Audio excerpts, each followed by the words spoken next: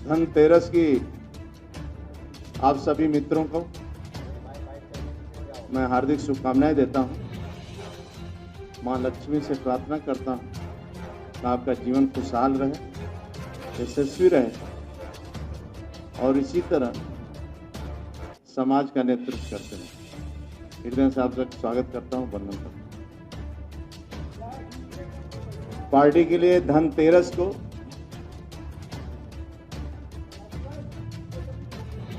ये महत्वपूर्ण उपलब्धि है। सपा समाजवादी पार्टी के लोकप्रिय नेता 2 बार से विधायक रहे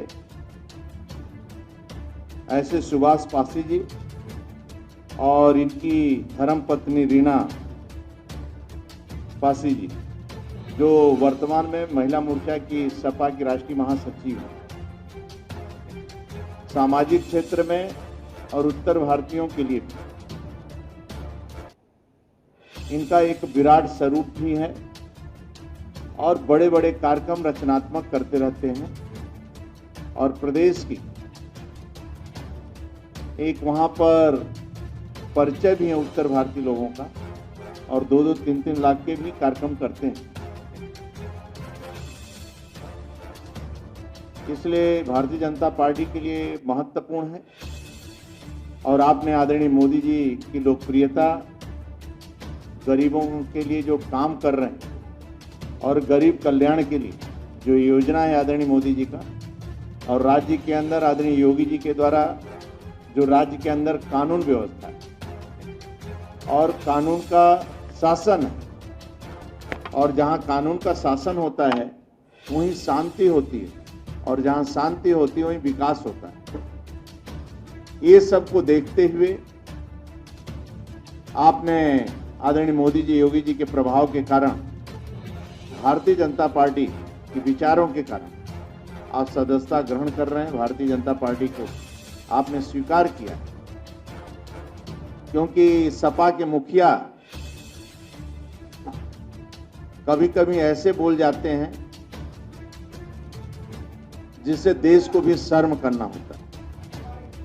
जो देश के स्वतंत्रता सेनानी हैं वह भी शर्म करते हैं, उनकी आत्मा दुखी हो जाती है। जिन लोगों ने हंसते हंसते फांसी को भी चूम लिया भारत मां के जय के लिए, वंदे मातरम की जय के लिए और जय श्री राम के लिए, और अपना बलिदान देश के लिए, राष्ट्र के और समाज के लिए दिया, और जय श्री राम और वंदे मातरम भारत माता जय के लिए हंसते हंसते हमारे बीच से चले गए। ऐसे लोगों का भी अपमान करने का काम करते हैं कि जिस व्यक्ति को उन्होंने महान बताया, सरदार पटेल से, सरदार वल्लभ भाई पटेल से तुलना किया, जो जिन्ना मुस्लिम लीग का नेता था और देश के बंटवारे का नींव रखा था, जिसके कारण देश का बंटवारा हुआ, उस जिन्ना को आप महान बताते हैं। मैं समझ में नहीं आता है कि सपा मुखिया इस देश को कहां ले जाना चाहते हैं, किस रास्ते पर ले जाना चाहते हैं। कांग्रेस और सपा, बसपा, ये लोगों की स्थिति हो गई थी कि मंदिर जाने में डरते थे और टीका लगाने में भी डरते थे। शंकराचार्य को गिरफ्तारी सोनिया करवाती थी। वोट बैंक की राजनीति इनको कितना स्तर गिरा देगा। सोनिया गांधी कहती थी राम नहीं, राम सेतु नहीं है, राम का कल्पना करना ही बेकार है। जिस देश के अंदर राम के विचारों से समाज चलता है, राम के विचारों से देश चलता है, और उनका त्याग और तपस्या ही भारतीय जनता पार्टी लेकर आगे बढ़ रही है। क्योंकि उनका चरित्र और उनका विचार प्रभु श्री राम का आप देखेंगे तो एक बार कौशल्या माता ने पूछा छोटी बहू से कि शत्रुघ्न को तुमने देखा? छोटी बहू ने कहा कि 11 साल से मैं शत्रुघ्न को देखा नहीं। एक भाई राजपाट छोड़कर जंगल में, दूसरा भाई सेवा कर रहा है।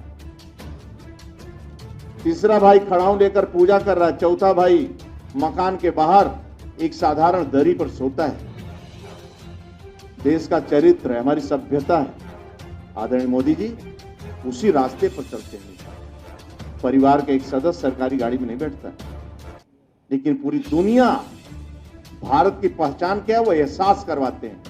तब पशुपतिनाथ मंदिर से दर्शन करके निकलते हैं तो त्रिकुट लगाते हैं और चंदन बड़ा बड़ा लगाते हैं और 10-10 कंठी माला रुद्राक्ष का पहनते हैं और उस मंदिर में दान देकर आते हैं चंदन की। ये मेरी पहचान है।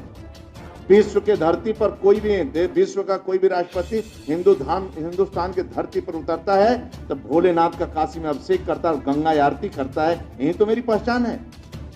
मेरी पहचान को आप खत्म करना चाहते हैं। सपा के मुखिया अखिलेश यादव, आप जिन्ना की तुलना सरदार पटेल से करेंगे, जिन्ना की तुलना भारत माता से करेंगे। आपकी पुरानी परंपरा है भारत माता के डाइन खाने वाले लोगों को जीवन भर सम्मान देने का आपने आजम खान को किया। आप देश के पहचान को खत्म करने चाहते हैं। भारतीय जनता पार्टी का एक एक कार्यकर्ता जब तक इस धरती पर है तब तक इस अपमान को स्वीकार नहीं कर सकता है। और भारतीय जनता पार्टी का बूथ का एक एक कार्यकर्ता भारत माता की जय के लिए मरता है, वंदे मातरम के लिए जय के लिए मरता है। उसका व्यक्तिगत स्वार्थ कुछ भी नहीं है, केवल राष्ट्र परम वैभवशाली बना है, शक्तिशाली बना और उच्च स्थान पर मां बैठ के पूरी दुनिया को दिशा दे और नीचे बैठे हुए दलित शोषित वंचित का कल्याण हो। यही आदरणीय नरेंद्र मोदी का काम है, यही आदरणीय योगी जी का काम है। तभी गुंडागर्दी समाप्त है।